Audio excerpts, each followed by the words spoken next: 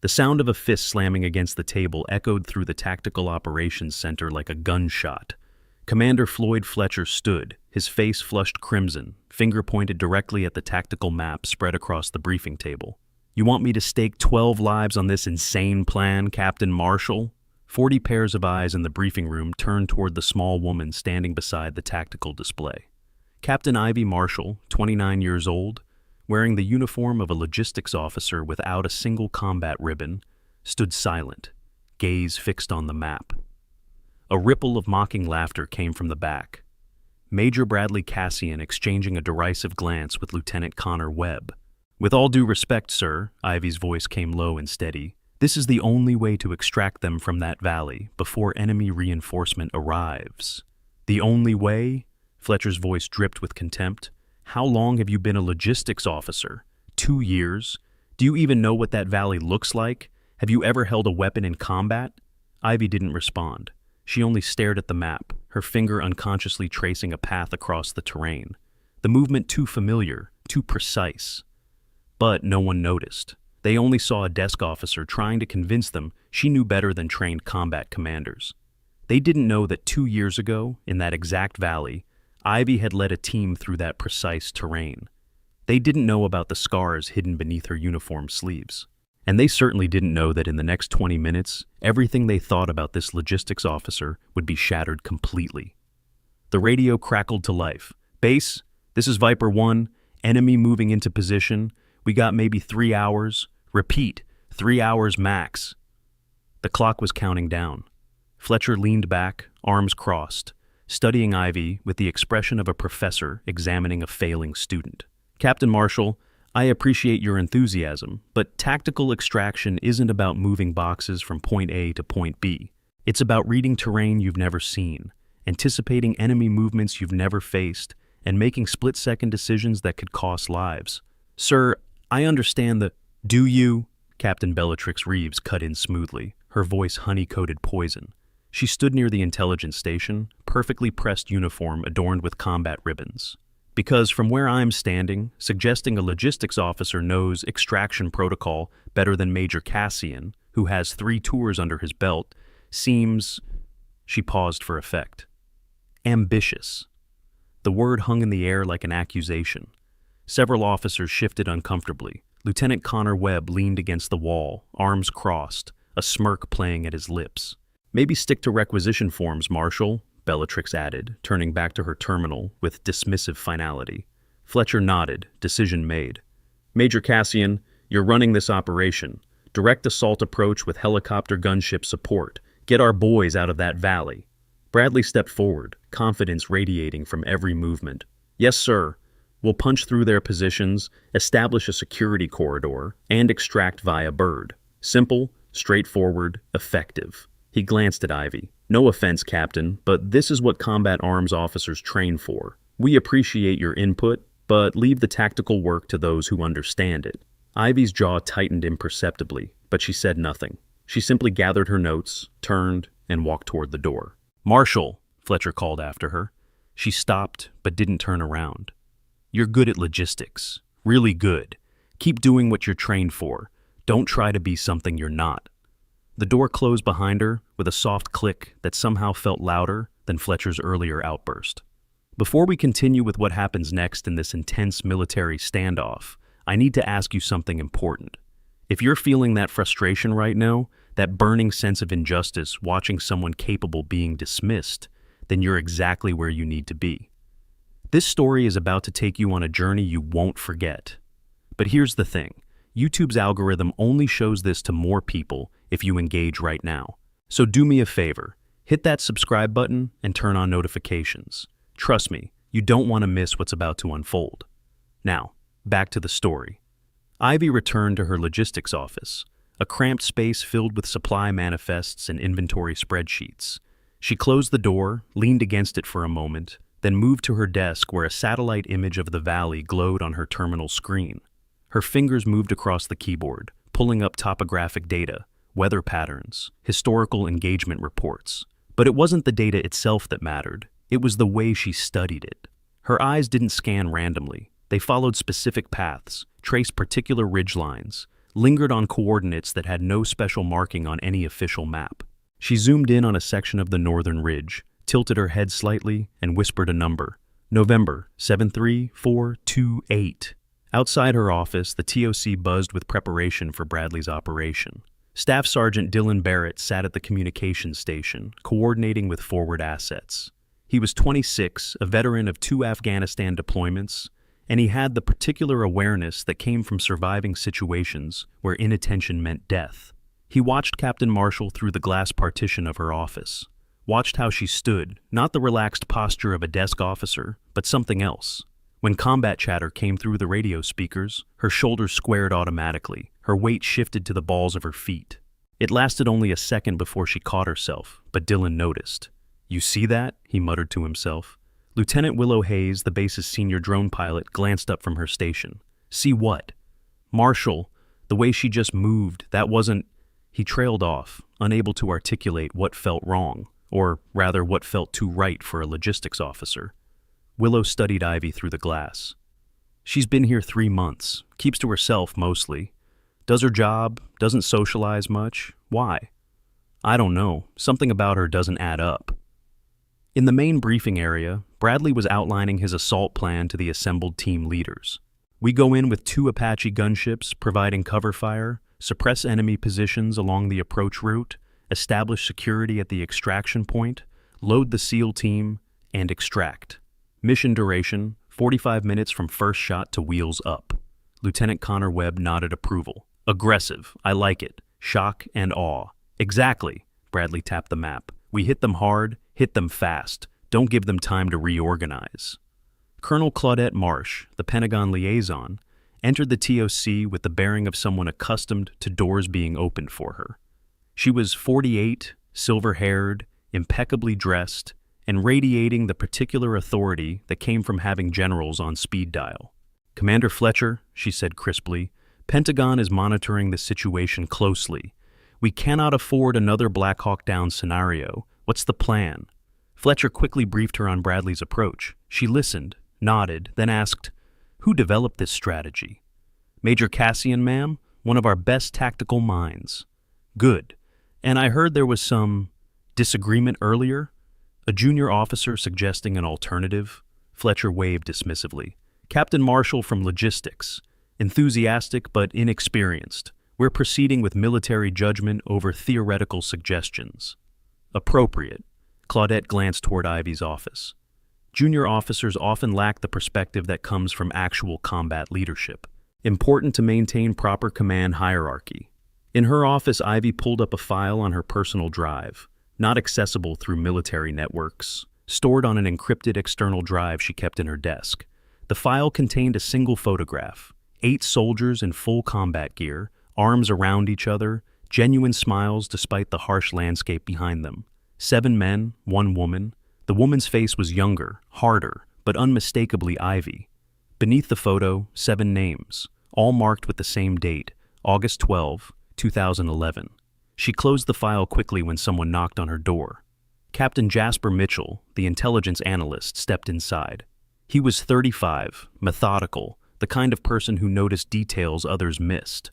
"Captain Marshall, I need to coordinate supply logistics for the extraction operation. Can you ensure we have medical supplies staged at—" He stopped mid-sentence, staring at her forearm where her sleeve had ridden up slightly. Ivy followed his gaze, quickly pulled her sleeve down, but not before he glimpsed the edge of something, a scar pattern, raised and distinctive. "IED?" he asked quietly. "Old injury, nothing relevant." "Right." But his eyes said he didn't believe her. IED scars had a particular pattern, and those weren't from a vehicle accident or training mishap. They were from being in the kill radius when a device detonated. "I'll need those supplies at grid reference Delta 5 by 1800 hours. You'll have them."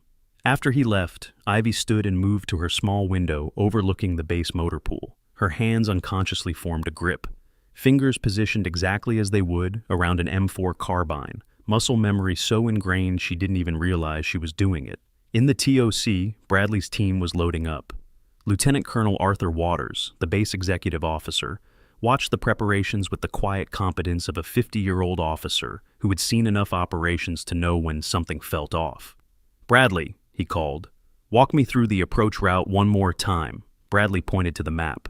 We come in from the southeast, following this ridgeline. It provides cover from enemy positions to the north, gives us clear sight lines for suppression fire, and puts us at the extraction point in under 20 minutes. Arthur studied the map, frowning. And if they have got spotters on this ridge here, he pointed to an elevation to the west. That's 3 kilometers out, outside effective range for anything but heavy weapons, which they might have. Sir, with respect, we've got Apache support. Anything heavy enough to threaten us from that distance will get eliminated before they get a shot off. Arthur wasn't convinced, but he nodded. Keep your head on a swivel out there. As Bradley's convoy rolled out of the base gates, Private Lily Rodriguez, a 22-year-old communications specialist, walked past Ivy's office carrying equipment. She paused when she saw Ivy standing at the window, watching the convoy depart.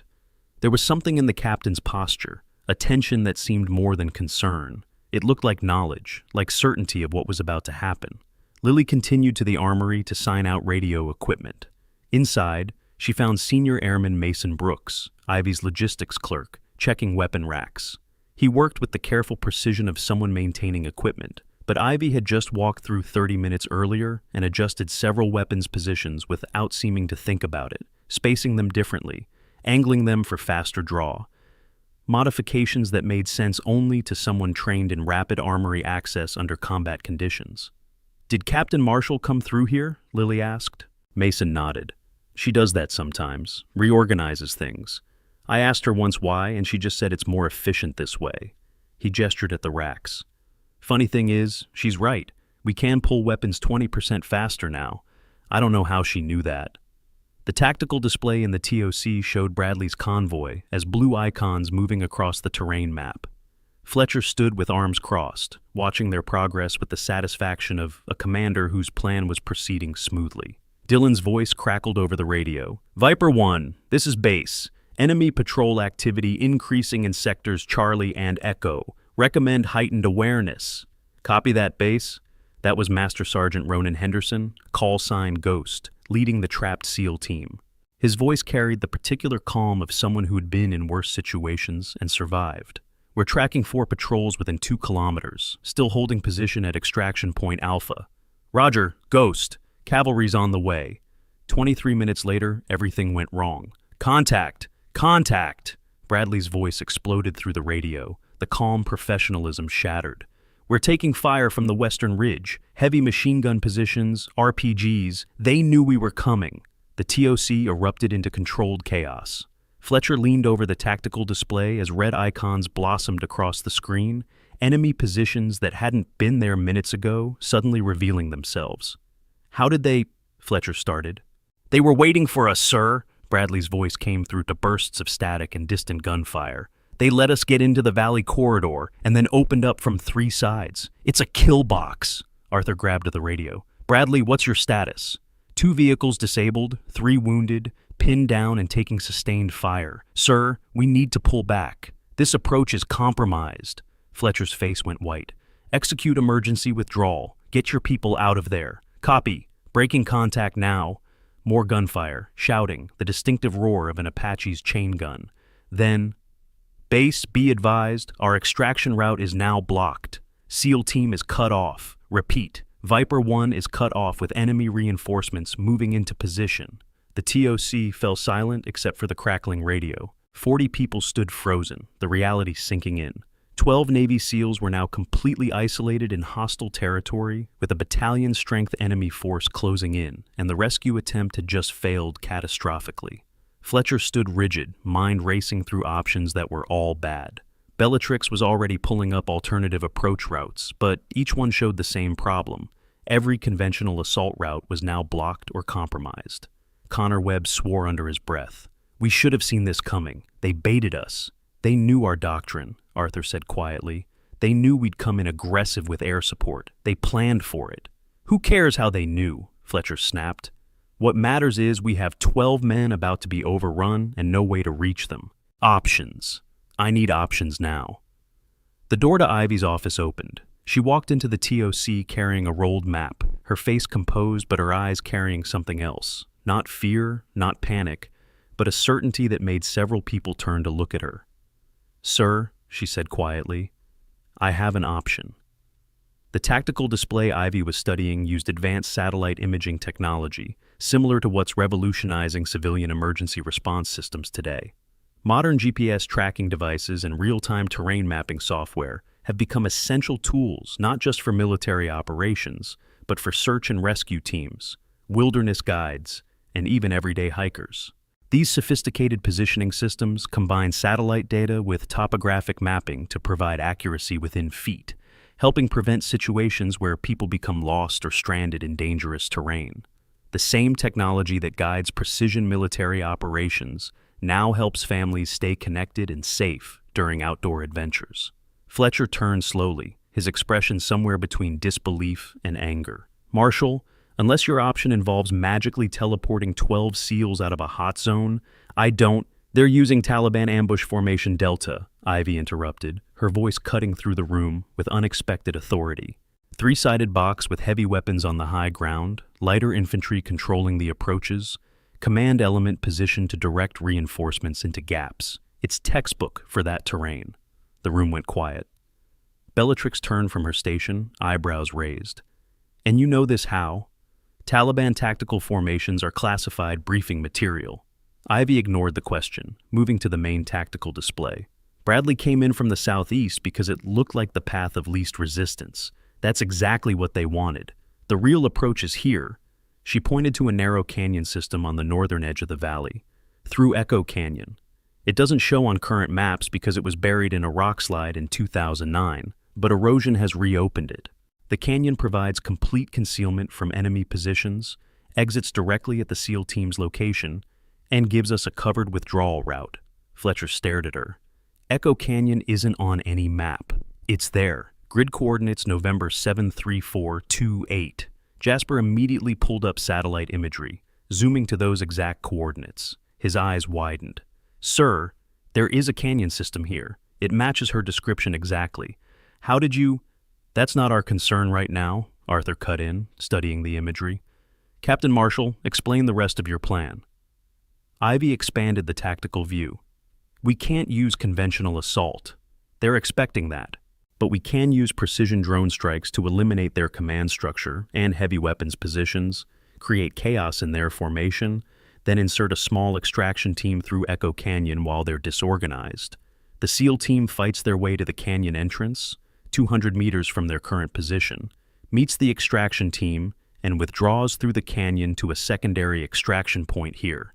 She indicated a position 5 kilometers north. That requires drone operators with surgical precision, Willow said, leaning forward with interest, taking out specific targets in complex terrain without hitting our own people. Yes, Ivy agreed simply. Bradley's voice crackled through the radio, strained. Base, enemy reinforcements arriving. We've got approximately 2 hours before they mass enough force to overrun Viper 1's position. Whatever you're going to do, decide now. Fletcher looked at the map, at Bradley's proposed alternatives, at the clock counting down. Every instinct told him not to trust a logistics officer with no combat record. Every regulation said to follow established doctrine. But established doctrine had just failed catastrophically, and 12 men were about to die. Marshal, he said finally, if this goes wrong, it won't. The certainty in her voice was absolute. Connor Webb stepped forward. Sir, you can't seriously be considering letting a logistics officer run a tactical operation. She's never even been in combat. You don't know that, Dylan said quietly from his station. Everyone turned to look at him. You don't know what her record is. Maybe we should find out before we dismiss her. Her record is public information, Bellatrix said dismissively. 2 years logistics. Before that, she pulled up Ivy's file on her terminal, then stopped. Her face went strange. That's odd. What? Fletcher demanded. Her service record before logistics assignment is redacted, heavily. Classification level secret. I don't have clearance to access it. The room's energy shifted. Officers exchanged glances. Why would a logistics officer's previous assignment be classified? Marshal, Fletcher said slowly, what did you do before logistics? I managed supply chains. Her voice was flat, offering nothing. For what unit? I'm not at liberty to discuss that, sir. Captain, I'm ordering you... The radio erupted. Base, this is Viper 1. We are taking casualties. We need immediate support or we will be overrun. Request permission to execute, break, and scatter. Ghost's voice, always calm, always professional, now carried an edge of desperation that silenced every argument in the TOC. Fletcher's jaw worked. He looked at Ivy, at the map, at the clock. 12 leagues balanced against protocol, against common sense, against his own instincts about what a logistics officer should or shouldn't know. We're using your plan, he said finally, but I'm assigning Lieutenant Hayes as drone operator. Sir, with respect, I need to be on those controls. Ivy's voice was absolutely steady. What we're about to do requires someone who knows that terrain intimately. Lieutenant Hayes is an excellent pilot, but she's never operated in this specific valley. I have. You've never been deployed to Afghanistan, Bellatrix said, checking the file again. My file says a lot of things that aren't complete. Ivy turned to Fletcher. Sir, you can question my credentials after we bring those men home. Right now, every second we debate is a second closer to 12 funerals. The brutal honesty of it cut through every objection. Fletcher nodded slowly. Hayes, get her on the drone controls. Mitchell, pull up real-time overhead imagery. Waters, coordinate with Bradley's team for secondary support. Webb, I want you running communications between all elements. Marshall, he turned to Ivy, you're running tactical. But if you're wrong about this, if those men die because I trusted you, there won't be enough ranks between you and a court-martial to matter. Understood, sir. Ivy moved to the drone control station with the confident stride of someone who'd been there 1,000 times before. Willow yielded the primary seat but remained close, watching carefully. The control interface glowed to life under Ivy's hands. Multiple camera feeds, targeting reticles, weapon system status, communication channels. Her fingers moved across the controls with unconscious precision, not hunting for buttons or checking labels. She knew exactly where everything was. Willow noticed. Dylan noticed. Jasper, standing behind them, analyzing tactical data, noticed and felt a chill run down his spine. Base, this is Viper 1. Ghost's voice came through, tension barely controlled. Enemy is massing for final assault. Whatever you're doing, do it fast. Ivy's voice came out different, not the quiet, deferential tone of the logistics officer they'd dismissed, but something harder, carrying command authority that made people unconsciously straighten. Viper 1, this is base actual. I need you to trust me for the next 15 minutes. When I tell you to move, you move immediately to bearing 290, 200 meters to tree line. There's a canyon entrance. You won't see it until you're on top of it. That's your extraction route. Confirm you copy. Silence on the other end. Then, base, who is this? Someone who knows that valley better than the enemy does. Do you copy? Another pause, then Ghost's voice came back with a different quality. Roger, standing by for your signal. Ivy turned to Fletcher. I need weapons authorization for 8 Hellfire missiles and unrestricted engagement authority within these coordinates. She highlighted a box on the tactical map encompassing the valley. 8 Hellfires, that's our entire available load. They won't have time to reload and rearm. 1 pass, 8 targets. Either we eliminate their command structure now, or those SEALs die. There's no middle option. The mathematics of it was brutal and undeniable. Fletcher nodded to the weapons officer. Authorization granted. Captain Marshall has tactical control. Ivy studied the overhead imagery, reading the battlefield like a language only she understood. Her eyes tracked movement patterns, identified vehicle positions, analyzed terrain and line of sight with the rapid calculation of someone who'd done this before. First target, she said quietly, marking a position on the screen. Enemy command post, Northern Ridge, range, 3,200 meters.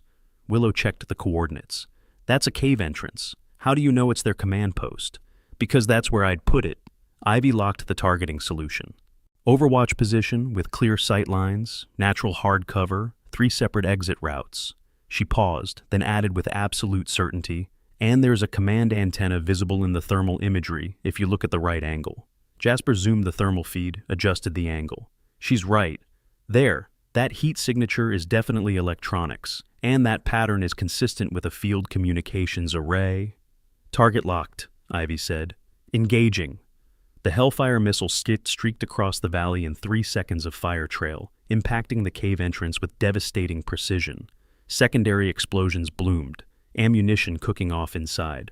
Target destroyed, Willow confirmed, unable to keep the admiration out of her voice. That was perfect targeting. Ivy was already marking target 2. Enemy heavy weapons position, Western Ridge. They're dug in behind that rock formation. Looks like natural cover, but it's actually stacked deliberately. There's a DSHK heavy machine gun in there. How can you possibly, Connor started, because I've walked that exact ridge line. The words came out before Ivy could stop them. She froze for half a second, the first crack in her careful composure, then continued. Target locked. Engaging. The second missile eliminated the heavy weapons position. Enemy radio chatter erupted across the monitoring channels. Confusion, panic, commands being shouted in Pashto. Jasper translated quietly. They're trying to figure out who's hitting them. They didn't expect precision strikes. They expected conventional assault, Ivy said, marking target 3. Infantry concentration, southern approach. They're staged there to cut off retreat routes. Elimination creates an opening for our extraction team. 3 down, target 4. Ammunition cache hidden in what looked like a shepherd's hut. Ivy identified it from the thermal signature of the building. Too much heat for an abandoned structure. Target 5. Secondary command element trying to coordinate the confused defenders. Target 6. Sniper nest on the eastern ridge that Ivy identified from a single pixel anomaly in the optical feed. A scope reflection that would have been invisible to anyone not specifically looking for it. Each strike was surgical. Each target was priority correct. Each decision was made with confidence that came only from intimate knowledge. Bradley's voice came through. Base, enemy formation is collapsing. Whatever you're doing, it's working. They're falling back in disorder. Maintain position, Fletcher ordered. Let them scatter. Ivy marked target 7, but paused before engaging. Her hand hovered over the firing control, and for the first time, people saw something crack in her composure, a flash of memory, of pain. Marshall? Willow prompted gently. Target 7 is a rally point where they're trying to reorganize. Ivy's voice was quieter now. It's at grid November 73419. Arthur pulled up the coordinate. His face went strange. That's, Captain, that location is flagged in our historical database. Coalition forces took casualties there in 2011. Operation Red Wings 2. He looked at her. How do you know about that grid? Ivy didn't answer. She just pressed the firing button. The 7th Hellfire eliminated the rally point, scattering the remaining enemy fighters into complete disarray. Final target, Ivy said, her voice mechanical now, emotion locked away. Enemy observation post monitoring the canyon entrance. If we don't eliminate it, they'll see our extraction team and the whole operation fails. She marked a position that seemed random, empty terrain on the tactical display. I don't see anything there, Willow said, checking her feeds. They're under thermal camouflage netting. Look at the vegetation pattern. See how that section doesn't move with the wind? That's canvas, not plants. Jasper enhanced the image, adjusted filters. She's right. There's definitely a constructed position there. He turned to stare at Ivy. How did you see that? Experience. Ivy locked the final target. Engaging. The 8th Hellfire completed its work. The valley fell quiet, except for scattered radio chatter and the sound of enemy forces retreating in panic. Viper 1, Ivy said into the radio, execute extraction now. Move to bearing 290, 200 meters. Canyon entrance will be marked with infrared strobe. Go now. Moving! Ghost's voice came back, sharp and professional. Gunfire erupted as the SEAL team broke from their defensive position, laying down suppressing fire as they moved. Ivy switched camera feeds, tracking their progress. Extraction team, insert now through northern route.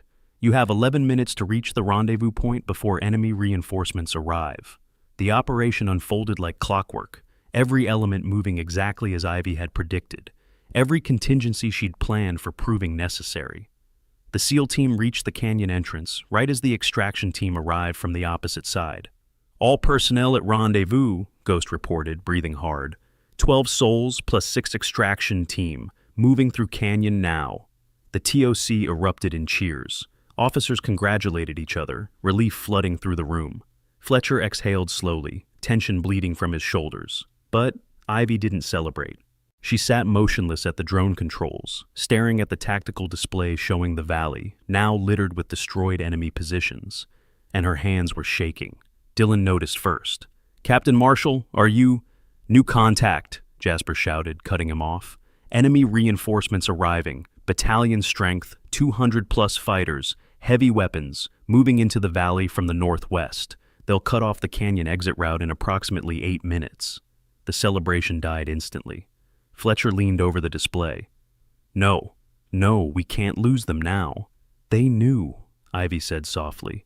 Everyone turned to look at her. She was staring at the new enemy positions, with an expression somewhere between fury and resignation. They knew we'd use that canyon. This was never about stopping the first extraction. It was about luring us into using the hidden route so they could close the trap. Then what do we do? Connor demanded. We're out of Hellfires. We've got 18 men in a canyon with a battalion closing in, and I need close air support, Ivy cut him off. Fast movers, strike fighters, everything you can get airborne in the next 5 minutes. The nearest available strike package is 12 minutes out, Arthur said, checking air assets. They won't make it in time. Ivy's jaw set. She pulled up tactical data, ran calculations at speed that seemed impossible, and when she looked up, there was something in her eyes that made hardened combat veterans take a step back. Not fear, but absolute certainty forged in fire. Then I need unconventional engagement authority, she said to Fletcher. And you need to trust that I know exactly what I'm doing in that valley, because I've been there before. Not virtually, not in briefings.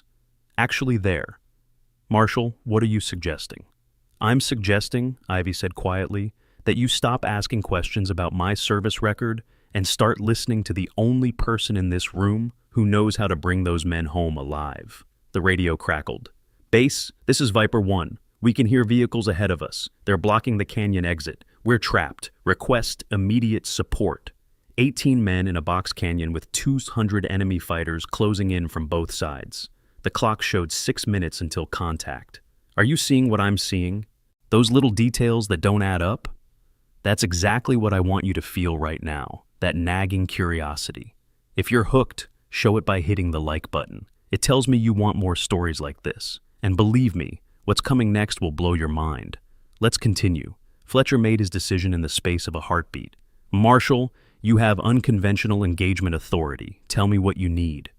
Ivy stood, moved to the main tactical display, and her entire bearing changed. The quiet logistics officer disappeared, replaced by something else. Someone who'd commanded before, who'd made life and death decisions, who carried the weight of choices that still haunted her. We can't hit them with missiles. They're too close to our people and too dispersed. But we can use their own tactics against them. She highlighted several positions on the map. These ridges here and here overlook the canyon system. If we can get sniper teams in position, they can provide cover fire for the extraction team to break through the blocking force. We don't have time to insert sniper teams, Bradley said from his position in the field. By the time we get assets positioned, it'll be over. We don't need to insert them. Ivy zoomed the map, showing positions that weren't marked on any official overlay. There are already positions there. Coalition forces built fighting positions in those exact locations during Operation Red Wings 2. Rock sangars, hard cover, clear fields of fire.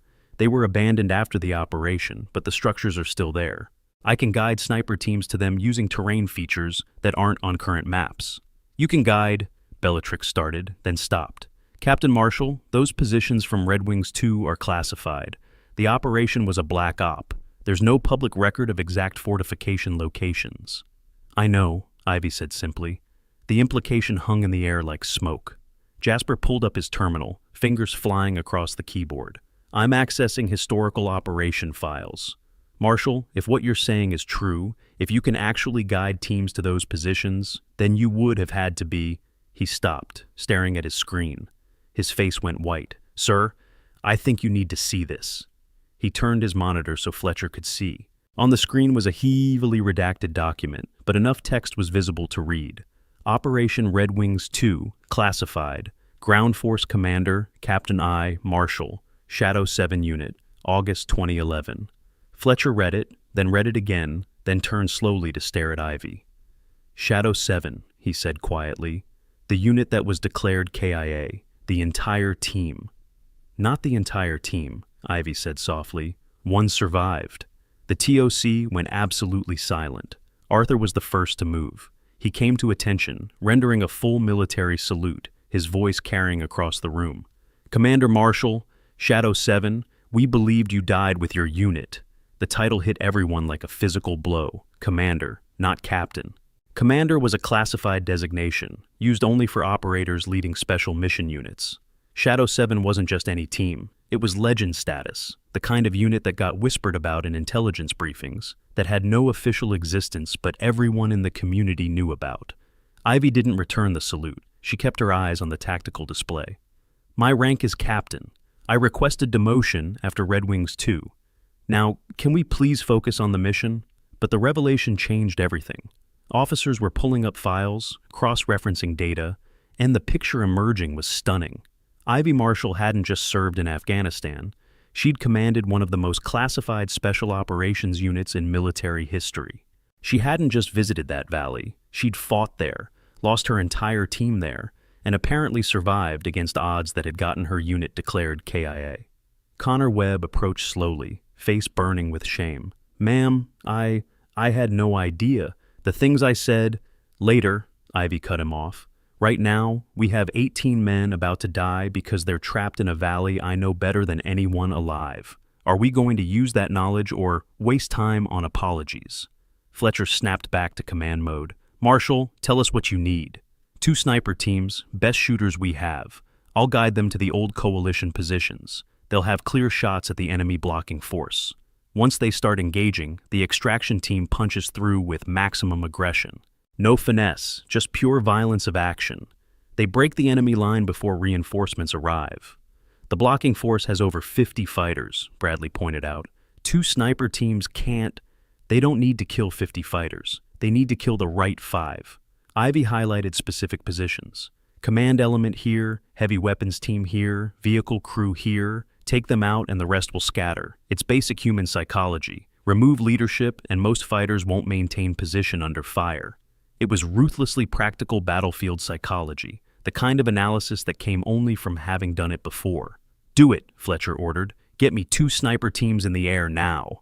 The next 4 minutes were a masterclass in tactical coordination. Ivy guided the helicopter-inserted sniper teams to positions using terrain features that didn't exist on their maps. The boulder shaped like a fist, the dead tree with 3 branches, the rock face with the red streak, descriptions so specific they could only come from having been there personally. Both teams reported, in position, we have eyes on target.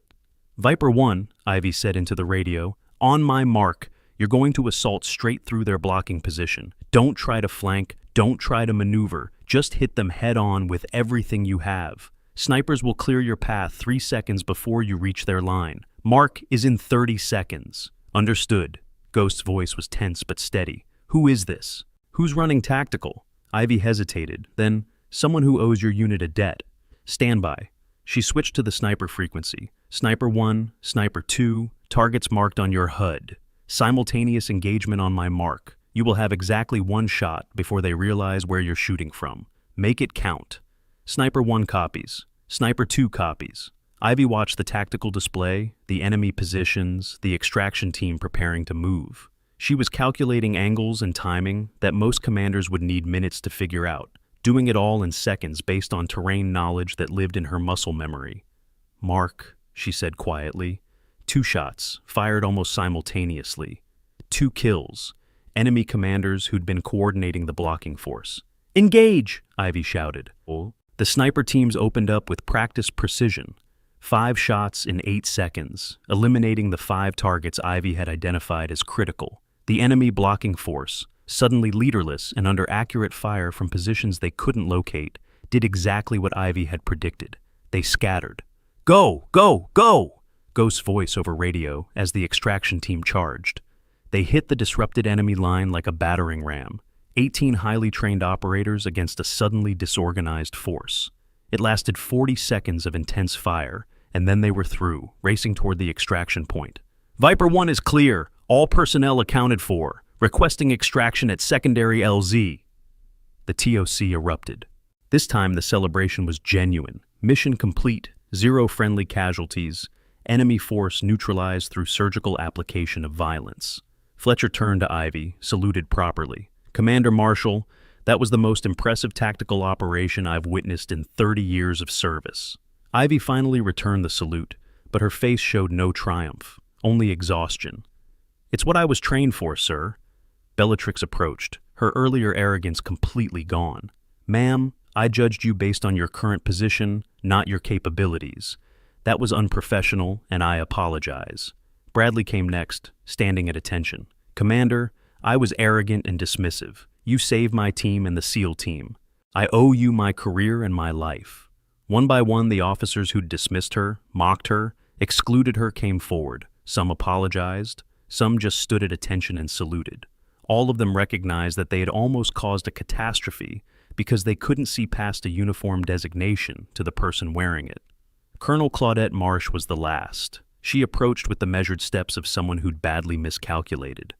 "Commander Marshall, I made assumptions based on your current role. In my experience with Pentagon leadership, we often talk about looking beyond surface appearances. Today you taught me I need to practice what I preach. I'll be recommending you for immediate transfer to Tactical Operations Command." "Thank you, ma'am, but I'll remain in logistics." The room went quiet again. "Ma'am," Fletcher said carefully, "you just executed one of the most successful tactical operations this base has ever seen. Why would you want to stay in logistics?"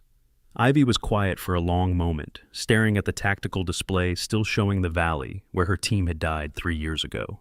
When she spoke, her voice was soft, but carried to every corner of the room. "Because 7 good soldiers died in that valley on my orders, sir. Because I called in those strikes, made those decisions, and they followed me into an ambush I should have anticipated." She turned to face them, and for the first time they saw the weight she carried.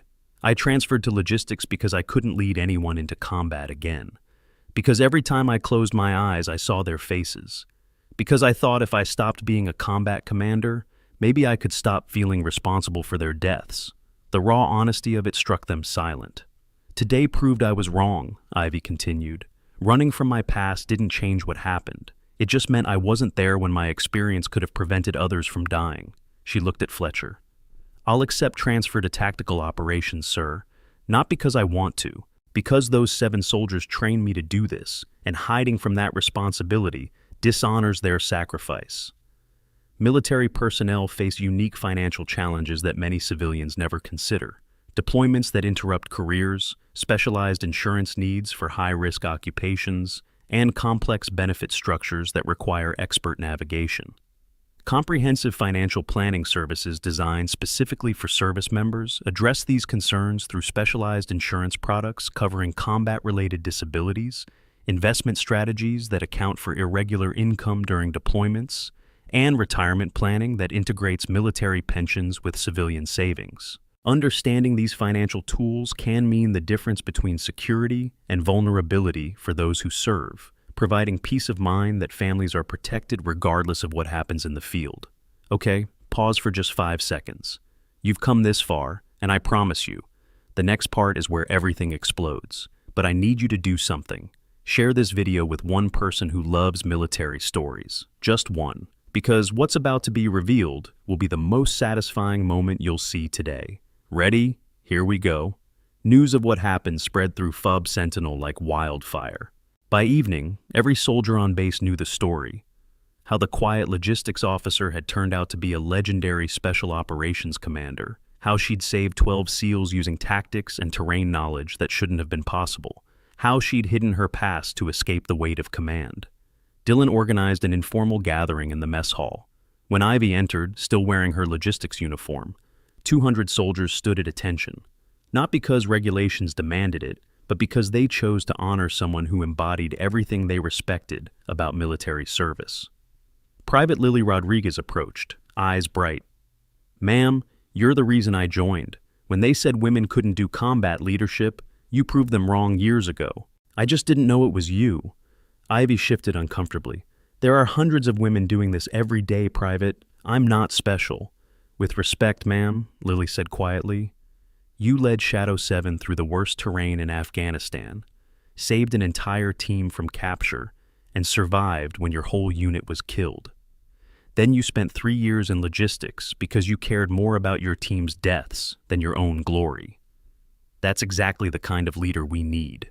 Before Ivy could respond, Ronan Henderson entered the mess hall with his SEAL team, all 12 men who had been extracted from the valley. They'd cleaned up from the mission, but still carried the edge that came from surviving something that should have killed them. Ronan approached and saluted. "Ma'am, my team wanted to thank you in person. You gave us what your team didn't get, a way home." Ivy's composure cracked slightly. "Ghost, ma'am, I've been doing this for 23 years. I know tactics, I know terrain, I know combat. What you did today wasn't luck. It wasn't procedure. It was perfect battlefield execution by someone who knew that valley better than the enemy did." He paused. "I heard about Shadow 7, about Red Wings 2.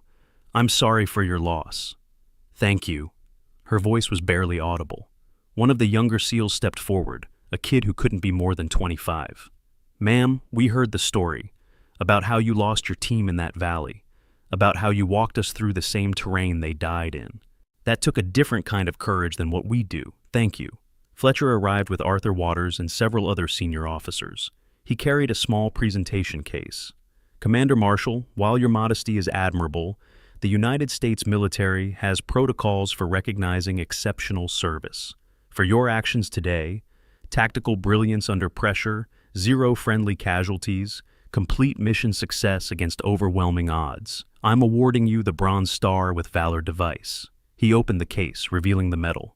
"This will be a formal ceremony tomorrow, but I wanted you to know tonight, what you did today will be taught in tactical operations courses. They're already calling it the Marshall Protocol." Ivy accepted the medal case but didn't open it. "Sir, my team from Shadow 7 deserves recognition. They trained me.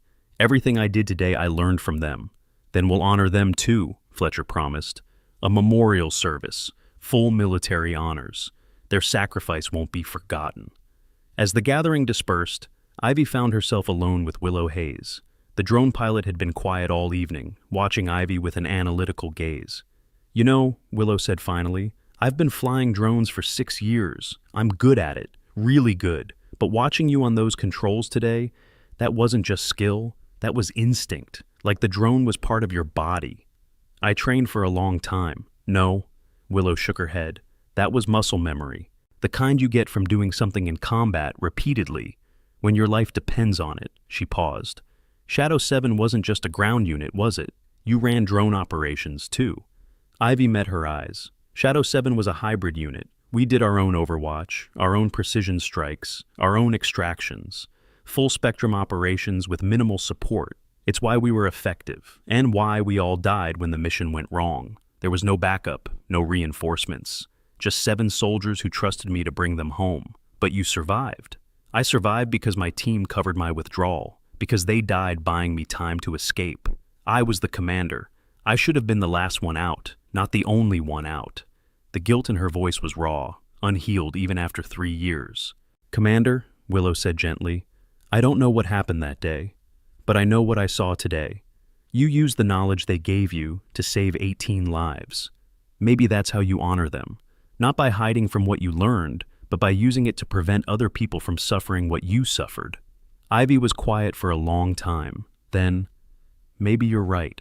She walked out into the Afghan night, looking toward the mountains where her team had died. The memorial wall on base was nearby, and she found herself standing before it, running her fingers over 7 names carved into stone. CPL James Mitchell, SSG David Rodriguez, SOG Sarah Torres, CPL Michael Anderson, SPC Robert Henderson, PFC Elena Parker, SSG Christopher Allen. "I'm sorry," she whispered. "I'm sorry I survived.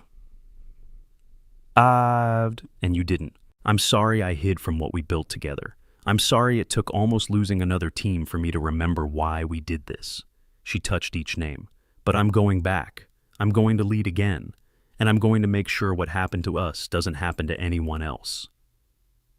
The wind carried her words away into the darkness, toward the valley where Shadow 7 had fallen, where 12 SEALs had almost joined them, where Ivy Marshall had finally stopped running from the person she'd been trained to be. Behind her, Fletcher watched from a distance. He'd come to find her, to discuss her transfer orders, but seeing her at the memorial wall stopped him. Some moments were too private for intrusion, even by commanding officers. Arthur joined him quietly. "The Pentagon is already calling. They want her for Advanced Tactical Training Command, teaching the next generation." "She'll refuse," Fletcher said. "She'll want to go back to field operations." "After 3 years away?"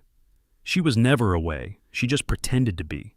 Fletcher turned to Arthur. Did you see the way she operated today? That wasn't someone dusting off old skills. That was someone who'd been maintaining them, studying them, keeping herself sharp, even while pretending she wanted nothing to do with combat. Why do that? Because warriors don't stop being warriors just because they take off the uniform. They just find other ways to stay ready. Fletcher watched Ivy standing before the memorial. She's been preparing for this moment since the day her team died, waiting for when she'd be needed again. Today proved she was right to wait. The chain of command and decision-making protocols in military operations reflect principles taught in advanced leadership and crisis management programs. Executive education courses now incorporate military decision-making frameworks, teaching corporate leaders how to make high-stakes choices under pressure, manage diverse teams in stressful environments, and maintain accountability when consequences are severe. These programs analyze real military scenarios to extract lessons applicable to business crises, using case studies of tactical decisions to develop skills in rapid assessment, resource allocation, and team coordination. Professional development in crisis leadership has become essential for executives facing increasingly complex business environments. If that gave you chills, wait until you see what I have coming next. I've got another story about a female Marine who walked into a military tribunal, and what she revealed made a 4-star general break protocol. It's live on my channel right now, but first, let's finish this one. You deserve to see how this ends. 3 weeks after the extraction operation, Ivy Marshall sat in her new office. Not logistics anymore, but tactical operations command. The space was larger, with screens showing real-time battlefield data, secure communications equipment, and maps covering 3 different operational theaters. She'd moved in yesterday but still felt like an imposter. Her uniform now carried the combat ribbons she'd earned but never displayed, including the Silver Star from Red Wings 2. Fletcher had insisted. You earned them. Wear them with pride. But pride wasn't what she felt. Mostly she felt like she was betraying her team by continuing without them. A knock on her door. Come in. Aiden Foster entered, now assigned to her command element. Ma'am, you wanted to see the training protocols for the new tactical operations course? Yes, thank you. She took the folder, but before Aiden could leave. Foster, can I ask you something? Of course, ma'am. You said you ran parallel operations to Shadow 7 back in 2011. Did you... She struggled with the words. Did you hear what happened? The real story, not the official report? Aiden was quiet for a moment, then closed the door and sat down. I heard rumors. That Shadow 7 was betrayed. Someone leaked your position to enemy forces. That you walked into an ambush that was planned specifically for your unit. That your team held off Battalion strength forces for 6 hours while you called in danger-close airstrikes and tried to find an escape route. He met her eyes. I heard you were the only survivor because your team made a conscious decision to cover your withdrawal while they stayed behind. Because you were the commander, and commanders carry the knowledge that can't be lost. Ivy's throat was tight. They died for me. They died doing their job, ma'am. Which was protecting their commander so the unit's experience could be passed on. Aiden leaned forward. Commander, I've studied Shadow 7's tactics since that day. Your unit pioneered techniques that are now standard doctrine in special operations. If you hadn't survived, all that knowledge would have died. Your team knew that. They made sure you lived because what you learned together was too valuable to lose. It doesn't feel valuable. It feels like a burden. The best lessons always do. Aiden stood. Ma'am, you saved 18 lives 3 weeks ago using skills Shadow 7 taught you. How many more lives will you save by teaching others what your team learned? That's not a burden. That's a legacy. After he left, Ivy sat alone with her thoughts. Maybe he was right. Maybe the way to honor her team wasn't to hide from what they'd taught her, but to make sure their knowledge lived on. Her secure phone rang. The display showed classified. JSOC. She answered, Captain Marshall. Commander Marshall, the voice corrected firmly. This is General Raymond Foster, Joint Special Operations Command. We need to discuss your future. Sir, I've accepted assignment to Tactical Operations Command here at FOB Sentinel. That's a waste of your capabilities, Commander. We're standing up Shadow 9. 8 operators, deep cover, high-value target prosecution. We need a ground force commander who's been where they're going. He paused. We need someone who understands the terrain in eastern Afghanistan. Ivy felt her heart rate increase. Sir, Shadow 7 operated in that region. I'm not, which is exactly why we need you. Commander, are you aware that the individual who ordered the ambush on Shadow 7, the one who betrayed your position to enemy forces, is still operating in that region? The room seemed to tilt. What? His name is Khalid Rahman, former Taliban commander, now running a transnational terrorist network. He's evaded capture for 3 years by hiding in the same valley system where Shadow 7 fell. He thinks he's safe. He thinks the only people who knew that terrain well enough to threaten him died with your unit. Ivy's hand tightened on the phone until her knuckles went white. General, what exactly are you asking? I'm asking if you want the opportunity to finish what Shadow 7 started. To go back to that valley, to bring your ghosts home in a different way. His voice was steady, professional, but carrying an edge of something personal. Rahman is planning another major operation. We have 8 weeks to stop him. Shadow 9 is assembling now. They need a commander who knows the terrain, understands the enemy, and has personal motivation to see this through. Why me specifically? Because you survived what he designed to kill you, Commander. Because you know his tactics. Because you understand that valley better than our best satellite imagery. And because... Foster's voice softened slightly. Because my son was Aiden Foster, Captain, served parallel operations to Shadow 7. He speaks very highly of you. Aiden is your son? He is. And he's volunteered for Shadow 9. Said he won't serve under anyone else. Says you're the only commander he trusts for this mission. Ivy stood, walked to her window overlooking the base. In the distance, she could see the mountains. The same mountains where her team had died, where Rahman had orchestrated their deaths, where 7 soldiers had sacrificed themselves, believing their commander would survive to continue their work. Sir, she said quietly, what's the target profile? Rahman himself, high-value target, codename Reaper 6, currently operating from a fortified compound in the Coast Guardez Pass. The compound is built into the mountainside, same valley system where Red Wings 2 took place. He went back to the scene. It wasn't a question. He considers it sacred ground, the place where he defeated Shadow 7. He uses it as proof of his tactical genius. Foster paused. Prove him wrong, Commander. Take Shadow 9 into that valley. Show him that Shadow 7's knowledge didn't die. Show him that the team he killed trained someone who is coming back to finish the mission. Ivy looked at the memorial wall visible from her window, where 7 names were carved in stone. She thought about Aiden's words, that her team had died to preserve knowledge too valuable to lose. She thought about the 18 men she'd saved 3 weeks ago using tactics Shadow 7 had taught her. She thought about Khalid Rahman, thinking he was safe in the same valley where he'd murdered her team. General, she said, her voice carrying command authority that had been dormant for 3 years. Ghost 7 requesting permission to haunt. Shadow 9 is go. Outstanding. Your team assembles in 72 hours at Fort Bragg. Mission briefing is classified top secret. You'll receive full intel upon arrival. Foster's voice carried satisfaction. Welcome back to the fight, Commander. Bring them home. The line went dead.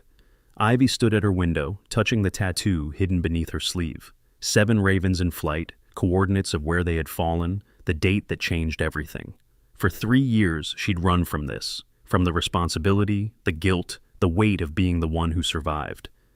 But maybe survival wasn't about hiding. Maybe it was about using what the dead had taught her to protect the living. She pulled up her computer, accessed personnel files, and began reviewing the dossiers for Shadow 9. 8 operators, 8 people who would trust her with their lives, who would follow her into the same terrain that had killed Shadow 7. This time would be different. This time she knew the enemy. This time she understood the terrain. This time, her phone buzzed with a text from Aiden. Heard about Shadow 9? I'm in. Whatever it takes, wherever it goes. Let's bring them home. She smiled slightly, the first genuine smile in 3 years. Shadow 7 had fallen, but they'd made sure their knowledge survived. Now, it was time to prove they hadn't died for nothing. Outside her window, the Afghan sun set over the mountains, painting the valley in shades of red and gold. Somewhere in those mountains, Khalid Rahman thought he was safe, thought Shadow 7 was just a memory. He was about to learn the difference between defeating a team and killing what they stood for. I'm coming, Ivy whispered toward the mountains. For my team, for every soldier you've hurt since, and for every person you'll never hurt again. The mission clock was running, Shadow 9 was coming, and Commander Ivy Marshall was finally ready to stop running from who she was. to embrace what her team had died teaching her, and to finish the mission that had cost her everything 3 years ago. The ghosts of Shadow 7 were about to find their peace, through the justice only their surviving commander could deliver, Fort Bragg, North Carolina. 72 hours later, the classified briefing room sat deep in the Special Operations Command headquarters, a windowless space designed to contain secrets. 8 operators sat around the conference table, each one handpicked for Shadow 9. Ivy recognized some faces. Aiden Foster, now promoted to warrant officer, sat directly across from her. The others were new, experienced special operators pulled from various units, each with specific skills Shadow 9 would need. General Raymond Foster stood at the head of the table, a man in his early 60s who carried himself with the particular confidence of someone who'd spent decades making life-and-death decisions. Behind him, a screen displayed a satellite image of mountainous terrain that made Ivy's chest tighten. She knew every ridge, every canyon, every approach route. "Ladies and gentlemen," Foster began, "welcome to Shadow 9. This unit does not officially exist. Your families have been told you're on extended training. Your parent units believe you've been reassigned to staff positions. For the next 6 weeks, you are ghosts." He clicked to the next slide, a photograph of a man in his 50s, bearded, wearing traditional Afghan clothing.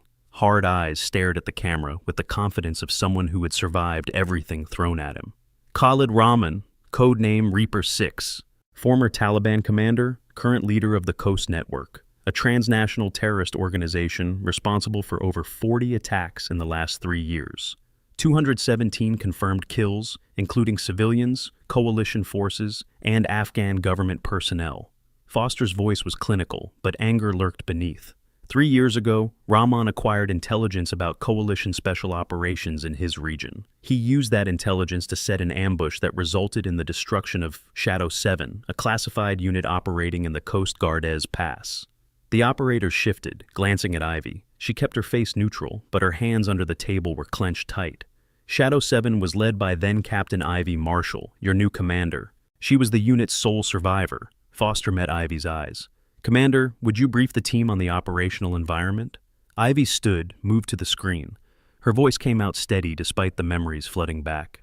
"The Coast Guardez Pass is a valley system approximately 15 kilometers long, surrounded by mountains reaching 3,000 meters elevation. It's been used by hostile forces for centuries because the terrain provides natural defensive positions and multiple escape routes. Coalition forces have attempted operations there repeatedly. Most have failed due to inadequate terrain knowledge." She clicked to a detailed topographic map. "Shadow 7 operated in this region for 8 months in 2011. We mapped routes, cataloged enemy positions, identified patterns. We were effective, too effective. Rahman realized we were degrading his operational capability, so he planned an ambush specifically designed to eliminate us." One of the new operators, a woman in her early 30s with the build of a marathon runner, raised her hand. "Ma'am, how did he know your position? Someone leaked it. We never confirmed who, but the ambush was too perfect to be chance. They knew our extraction route, our timing, our team composition." Ivy's voice remained professional, but pain flickered across her face. "My team held the enemy off for 6 hours while I coordinated air support and looked for escape routes. They died buying time for me to survive, believing their tactical knowledge was too valuable to lose." The room was silent. Now, Rahman has returned to the same valley. "Intelligence indicates he's operating from a fortified compound here." She highlighted a location. "Built into the mountainside with natural cave systems providing additional protection. He believes he's safe because the only people who knew that terrain died 3 years ago." "But they didn't die," Aiden said quietly. "They made sure their knowledge survived." Ivy nodded. "Shadow 9's mission is to infiltrate that valley, neutralize Rahman, and extract without alerting his network to our presence. If we do this right, his organization will collapse from leadership vacuum. If we do this wrong, we'll trigger reprisals that could kill hundreds." Foster stepped forward. "This is a killer capture operation with extreme prejudice. You have 6 weeks to prepare. Commander Marshall will lead mission planning and execution. Questions?" A broad-shouldered operator with the call sign Hammer spoke up. "Ma'am, no disrespect, but how do we know the terrain intelligence from 3 years ago is still valid? Rahman could have changed everything." "He could have," Ivy agreed. But the mountains don't change, the rock formations don't change, the weather patterns don't change. What Rahman built, he built around terrain features I know intimately. That gives us the advantage. Another operator, young, maybe 26, with the intense focus of a sniper, asked, "What's the insertion method? Halo jump at night, land 15 kilometers from target, move on foot through terrain enemy considers impassable. They'll expect helicopter insertion or vehicle approach, both of which they can detect and counter.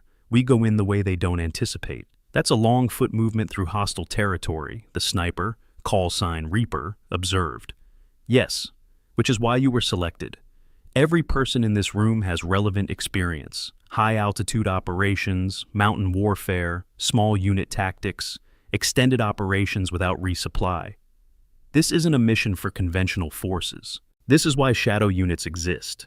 Over the next 6 weeks, Ivy drove Shadow 9 harder than any of them had been trained before. They practiced mountain movement until they could navigate steep terrain in complete darkness. They rehearsed communications protocols until everyone could coordinate silently with hand signals alone. They studied satellite imagery until each operator could draw the valley system from memory.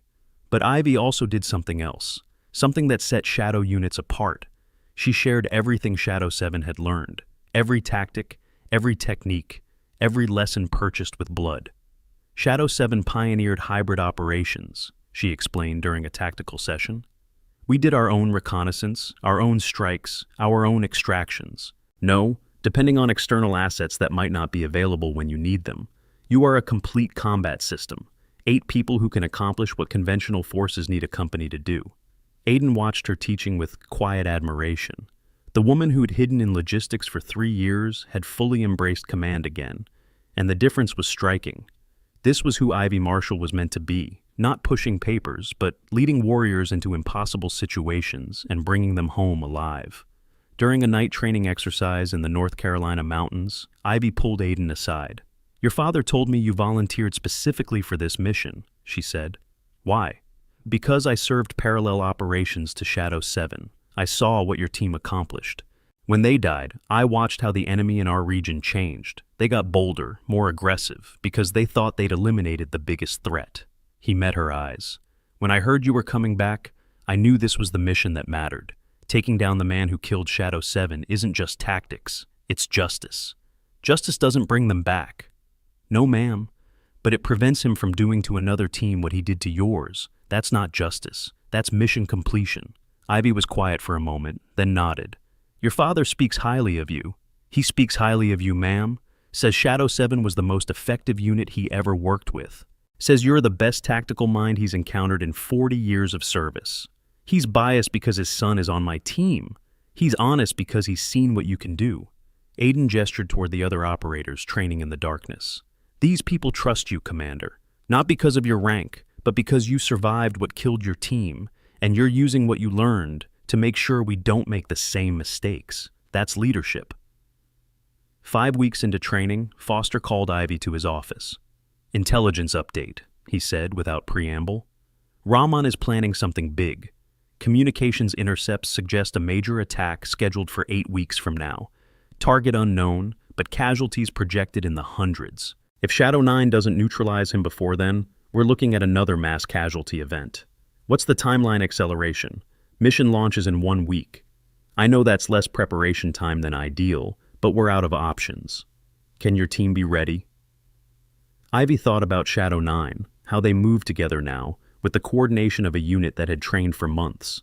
How each operator understood not just their role, but everyone else's. How the knowledge Shadow 7 had paid for in blood was now living in 8 new soldiers. "They're ready, sir. Shadow 7 taught me you're never fully ready for these missions. You just get as prepared as possible, then trust your training and your team." "Good." Foster pulled out a folder marked Top Secret. "Final mission briefing is tomorrow. After that, you go dark. No external communications, no digital footprint. You'll insert via military transport to Bagram.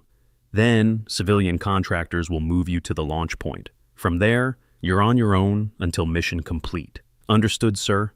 "Commander," Foster said as she turned to leave, "I'm trusting you with 8 lives, including my son's. I know what happened to Shadow 7. I know the weight you carry, But I also know you're the only person who can lead this mission successfully. Bring them home. I will, sir. All of them. I promise. The final briefing was comprehensive. Intelligence analysts walked Shadow 9 through every detail: guard rotations, supply deliveries, communication patterns, neighboring village locations. They studied photographs of Rahman, learning to identify him by posture and movement patterns since he often wore disguises. But the most valuable intelligence came from Ivy herself. She walked the team through the valley using three-dimensional terrain models, explaining not just what the maps showed, but what they meant. "This ridge looks like good high ground," she said, pointing to a position. "But it's loose shale. Anyone moving across it creates noise that echoes through the valley." Shadow 7 learned that the hard way. She indicated another route. "This approach appears exposed, but morning fog fills this canyon every day at 0530, giving you 2 hours of concealment. The enemy knows about the fog, but they don't patrol during it because they can't see either. That's your window." It was knowledge that couldn't come from satellites or intelligence reports, only from having been there, having survived there, having paid attention to details that meant the difference between success and death. The night before deployment, Ivy found herself alone in the team room, staring at photographs of Shadow 7. She'd kept them hidden for 3 years, but now they were spread across the table. Memories of people who'd trusted her, followed her, died for her. "I'm going back," she told their images. "I'm going to finish what we started. I'm going to make sure Rahman never hurts anyone else the way he hurt us." She touched each face. "And I'm going to bring this new team home alive. I promise you that. Shadow 9 won't end like Shadow 7 did." Behind her, the door opened quietly. Sergeant First Class Emma Torres, the marathon runner operator, stepped inside. "Ma'am, didn't mean to interrupt." "It's fine, Sergeant. Can't sleep?" "Honestly, no, ma'am. Big mission nerves." Torres approached the table, looked at the photographs. "Shadow 7? Yes. They look happy. We were. We believed we were making a difference, that our work mattered." Then Rahman showed us how quickly that could end. Ivy gathered the photos. "But they also taught me something else. That the mission continues even when the people change. Shadow 7 fell, but what they learned didn't. Now it's my responsibility to pass that knowledge forward, to make sure Shadow 9 succeeds where we failed." "Ma'am, permission to speak freely?" "Always. You didn't fail.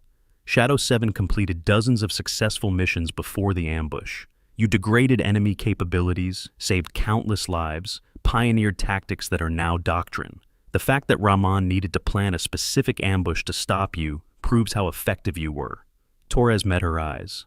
"One bad day doesn't erase months of success, and the fact that you survived means everything your team learned gets used to protect others. That's not failure, ma'am. That's mission continuation." Ivy was quiet for a long moment. "Thank you, Sergeant." "Just truth, ma'am. Shadow 9 is ready because you made us ready. We're going to complete this mission, neutralize Rahman, and come home. All of us, because you won't accept any other outcome." After Torres left, Ivy placed the photographs in her gear, not hidden away but carried forward. Shadow 7 would be with her in that valley, their knowledge living through her hands, their sacrifice honored through her leadership. The insertion went perfectly. Shadow 9, Halo jumped from 25,000 feet in darkness so complete the ground was invisible until the last seconds before landing. They came down in a dispersed pattern across rough terrain, then moved silently to the rally point using GPS and night vision. From there, it was 15 kilometers of mountain movement, slow, methodical, professionally silent. They moved at night, hid during day, covered their tracks with techniques Ivy had learned from Shadow 7. Every operator knew their role, trusted the plan, believed in their commander. On the third night, they reached observation positions overlooking Rahman's compound. Through high-powered optics, they could see the facility, exactly where intelligence had indicated, built into the mountainside like a fortress. Guards patrolled with disciplined regularity, suggesting professional training rather than militia enthusiasm. "Hammer, give me guard count and rotation pattern," Ivy whispered into her radio. "Counting 12 exterior guards, rotating every 4 hours. Pattern suggests approximately 40 to 50 total security personnel. They're professional, good spacing, overlapping fields of fire, no obvious weak points in the perimeter. Reaper, can you reach the compound from here?" The sniper did calculations, checking wind and distance. "Negative, Commander. Range is too extreme for guaranteed hits." I'll need to move closer. That ridgeline at 2,000 meters would work. That's exposed ground. Yes, ma'am, but it's the only position with clear sight lines to key targets. Ivy studied the terrain through her scope, and memory overlaid current observation. She'd been on that exact ridgeline 3 years ago, had used it for Overwatch during Shadow 7 operations. She knew the approach route, the covered positions, the escape paths. There's a route, she said quietly.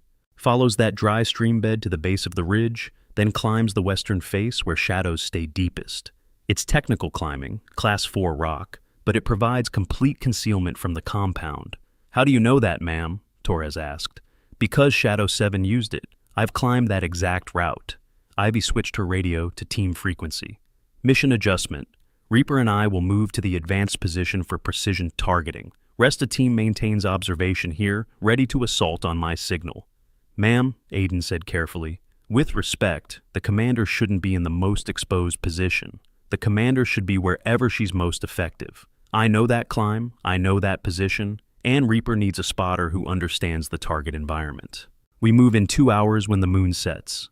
The climb was everything Ivy remembered, difficult, exposed in places, requiring absolute focus. But muscle memory guided her hands to whose hold she'd used 3 years ago, and Reaper followed her lead with the quiet competence of someone who trusted his commander's judgment. They reached the ridgeline position 90 minutes later, settling into a natural rock formation that provided both cover and clear sightlines to the compound 800 meters away. Through their optics, the compound revealed itself in detail. Guards at entry points, technical vehicles parked in a motor pool, a main structure built into the cave system, secondary buildings for support functions. There, Ivy whispered, indicating a figure emerging from the main building. Even at this distance, even through night vision, she recognized his posture, his gait, his bearing. That's Rahman. Reaper settled his rifle, acquiring the target through his scope. I have him. Clean shot. Authorization to engage. Everything in Ivy wanted to say yes, to end this now, to exact justice for Shadow 7, to eliminate the man who'd killed her team. Her finger hovered over her radio transmit button, but training overrode emotion. Negative. We need confirmation of his identity and intelligence on his network before termination. One shot might kill Rahman, but it won't destroy his organization. We do this right. Capture if possible, eliminate if necessary, but only after we extract actionable intelligence. Understood, ma'am. They maintained observation for 6 hours, logging every movement, every vehicle, every pattern. As dawn approached, Ivy radioed the main team. All elements, we have positive identification of Reaper 6. Compound security is professional but predictable. We're looking at a 48-hour observation window to identify optimal assault timing. But 48 hours became irrelevant 30 minutes later when Ivy's radio crackled with Aiden's voice, tense and urgent. Commander, we have a situation. Large convoy approaching from the south. Estimate 20 vehicles, 200+ personnel.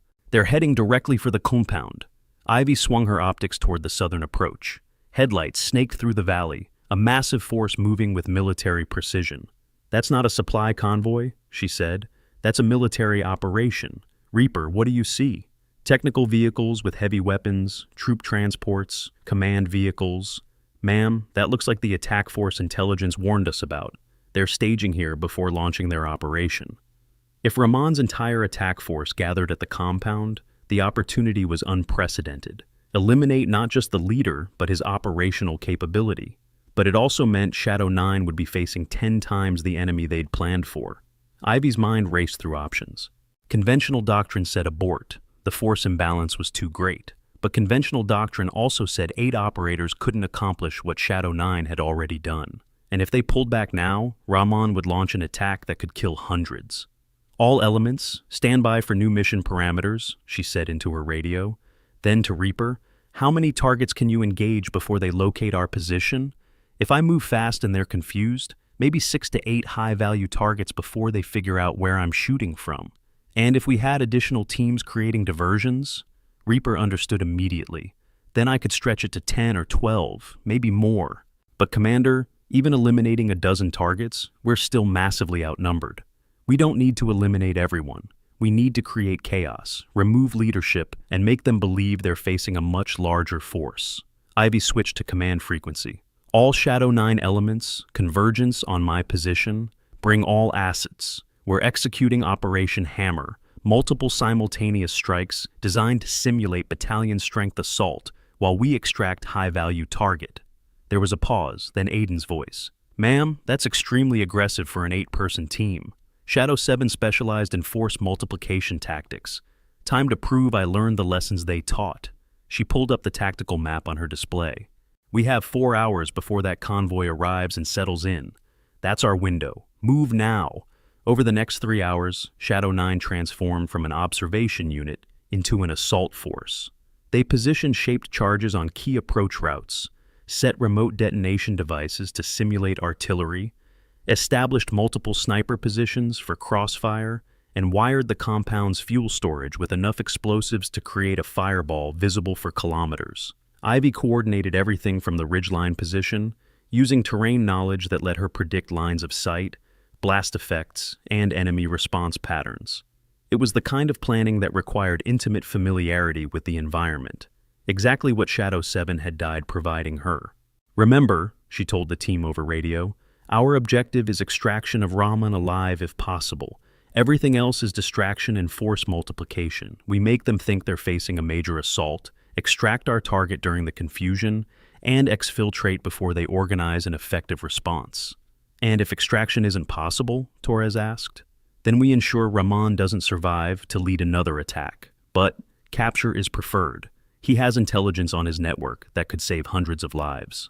The convoy arrived exactly when predicted. 200 fighters filing into the compound with the organization of a professional military unit. Rahman emerged to greet their commanders, standing in the open courtyard where Reaper had a perfect shot. Still no authorization? Reaper asked quietly. Not yet.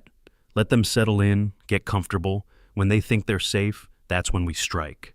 Shadow 9 waited. Patience was a weapon, one Shadow 7 had taught Ivy to use. Let the enemy relax, let them assume security, let their guard drop just slightly. 2 hours after the convoy's arrival, Ivy gave the order. All elements, execute Operation Hammer, go loud. The valley exploded into coordinated chaos. Shaped charges detonated on approach routes, simulating artillery strikes. Remote devices created explosions across multiple positions, suggesting widespread assault. Reaper began engaging high-value targets, commanders, communications personnel, heavy weapons operators, each shot carefully planned to maximize disruption. The effect was exactly what Ivy had predicted. The enemy force, believing they were under major assault from multiple directions, scattered into defensive positions. Leaders shouted contradictory orders. Fighters fired at shadows and movement that didn't exist. In the confusion, Ivy and Aiden moved toward the compound's main entrance. They wore enemy combat gear stripped from guards Reaper had eliminated, moved with the panicked urgency of fighters responding to attack. In the chaos, no one questioned 2 more armed figures running toward the command building. They reached Rahman's position just as he emerged, surrounded by bodyguards, heading for an armored vehicle. Ivy raised her weapon, not to shoot, but to get his attention in the chaos. Khalid Rahman, she called in Pashto, her voice cutting through the noise. Shadow 7 sends their regards. Rahman turned, saw her face, and in that instant recognized something. Perhaps the tactical precision of the assault. Perhaps the way she moved through terrain his forces controlled. Perhaps just the mention of Shadow 7, the unit he thought he'd destroyed. His eyes widened. You... Ivy shot his closest bodyguard. Non-lethal, high-thigh hit, and Aiden took down the second. Rahman reached for his weapon, but froze when Ivy's rifle centered on his chest. 3 years ago, you killed my team in this valley. You thought you had eliminated the threat, but they made sure I survived, made sure everything they learned would continue. She moved closer, weapon never wavering. Now you're going to tell me everything about your network. Every cell, every operation, every target. And then you're going to answer for what you did to Shadow 7. Rahman's hand moved toward a radio. Reaper's shot took him in the shoulder, precise, disabling, exactly as planned. Rahman dropped, shock and pain overwhelming any resistance. Package secured, Ivy radioed. All elements, initiate exfiltration. Phase 2 is go. The fuel storage detonated right on schedule, a massive fireball that drew every fighter's attention. In that moment of distraction, Shadow 9 converged on the extraction point a narrow canyon route that Ivy had identified during mission planning, too small for vehicles but perfect for foot movement. They moved fast, carrying the wounded Raman between them, using terrain and timing that only intimate knowledge of the valley could provide. Behind them, the enemy force remained scattered, convinced they'd faced a major assault, rather than 8 operators using tactics Shadow 7 had pioneered. 12 hours later, Shadow 9 crossed into secure territory. They'd moved through terrain enemy forces considered impassable, evaded pursuit through routes that didn't appear on any map, and extracted a high-value target with 0 friendly casualties. The debriefing at Bagram lasted 3 days. Rahman, facing federal terrorism charges and certain life imprisonment, provided detailed intelligence on his entire network. Within a week, coordinated raids across 3 countries dismantled the Coast network, preventing the planned attack and eliminating a terrorist organization that had killed hundreds. General Foster personally flew to Bagram to meet Shadow 9. He found Ivy alone in a briefing room, studying satellite imagery of the valley where her team had died. "Commander," he said quietly, "you did it. Mission complete, all objectives achieved, 0 friendly casualties. Shadow 7 would be proud. Shadow 7 made this possible, sir. Everything we did, they taught me. Every tactic, every technique, every decision point. I was following their training. They didn't die for nothing. They died building knowledge that's just saved hundreds of lives." Foster nodded. "Pentagon wants to establish shadow units as a permanent program, multiple teams operating globally, using the tactics you've proven effective. They want you to lead the program, training, doctrine development, operational oversight." Ivy was quiet for a long moment. Then, "Sir, I'd be honored, but on one condition." "Name it." "Shadow 7 gets official recognition. Their names, their service, their sacrifice. They were classified for operational security, but that operation is over. Let their families know what they accomplished. Let the military community understand what they pioneered. They earned that." "Done." Foster extended his hand. "Welcome to command, General Marshal. Yes, that's your new rank. Pentagon approved it this morning.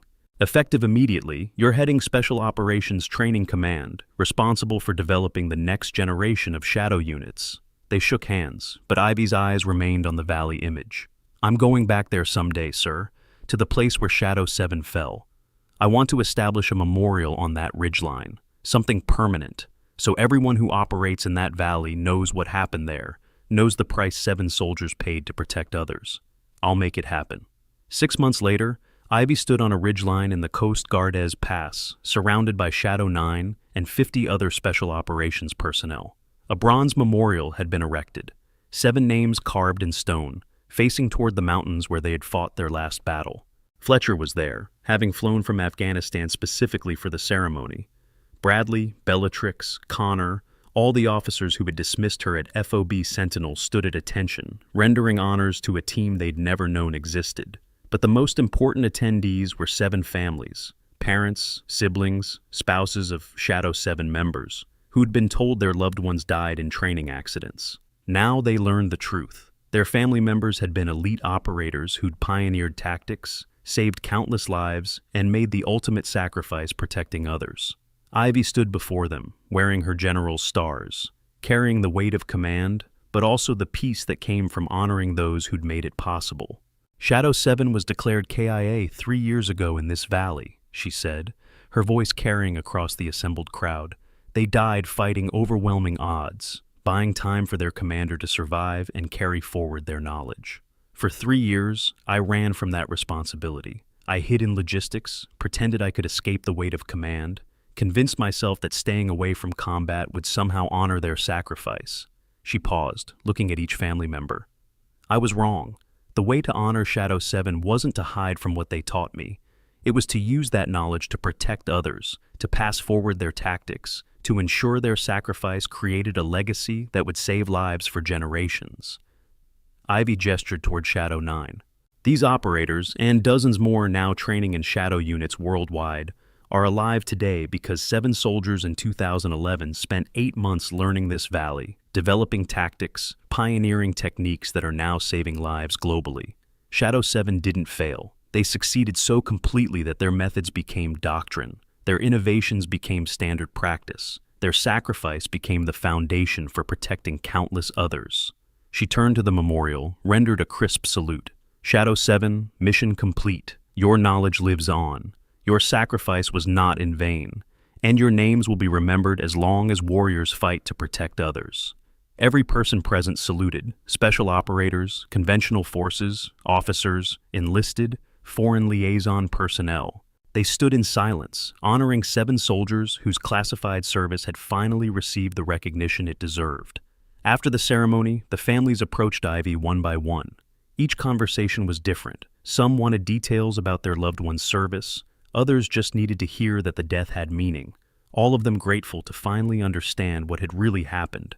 CPL James Mitchell's mother gripped Ivy's hands tight. "Thank you for surviving, General. Thank you for making sure my son's sacrifice mattered. Thank you for being the person he believed you were." SSG David Rodriguez's wife brought their daughter, now 11 years old, born months after her father died. "Tell her about her daddy," she asked. "Tell her what kind of soldier he was." Ivy knelt to the girl's level. "Your father was the best teammate I ever served with. He was brave, skilled, and completely dedicated to protecting others. Everything I've accomplished since his death, I accomplished because he and his team taught me how. Your daddy was a hero, not because he died, but because of how he lived and what he fought for." As sunset painted the valley in gold and red, Ivy found herself alone at the memorial. Shadow 9 had given her space, understanding that some moments required solitude. She touched each name carved in bronze, remembering faces and voices and shared dangers. "I finished it," she told them. "Rahman's network is destroyed. Shadow units are operational worldwide. Your tactics are doctrine, your innovations are standard practice, and your sacrifice is recognized. I kept my promise. I used what you taught me. I protected others with your knowledge, and I made sure you'd never be forgotten." The wind carried her words across the valley, toward peaks still wrapped in twilight. In the fading light, for just a moment, Ivy could almost see them. 7 soldiers in full combat gear, arms around each other, proud smiles on their faces. Not ghosts demanding vengeance, but warriors satisfied their mission was complete. "Rest easy, Shadow 7, Ivy whispered. "I've got it from here. Your watch is ended. Mine continues." She saluted one final time, then turned and walked down the mountain where Shadow 9 waited, where new missions beckoned. Where the work of protecting others, the work Shadow 7 had died teaching her, would continue for as long as she drew breath. Behind her, the memorial stood against darkening sky, a permanent testament to 7 soldiers who'd pioneered tactics that would save thousands, whose sacrifice had built a legacy that would endure for generations, whose names would be spoken with reverence by every operator who followed their path. Shadow 7 had fallen. But what they stood for, courage, innovation, sacrifice for others, would never die. It would live forever in the warriors they'd trained, the tactics they'd developed, and the commander they'd ensured would survive to carry their knowledge forward. Mission complete, all debts paid, all promises kept. General Ivy Marshall walked toward her team, toward her future, toward missions yet to come. She carried Shadow 7's legacy forward, not as a burden, but as an honor, not as guilt, but as purpose. They'd given her the tools to save lives. She'd spend the rest of her career proving they'd chosen the right person to survive. Service doesn't wear a single uniform. Courage isn't always loud, and the measure of a soldier isn't where they serve. It's how they serve when it matters most. Shadow 7 had taught her that lesson in the hardest way possible. Now she'd spend her life teaching it to others, so that their sacrifice would echo through generations, so that their names would never fade, so that warriors yet unborn would benefit from knowledge purchased with blood in a valley halfway around the world. This was her mission now. This was her purpose. This was how Shadow 7 would live forever.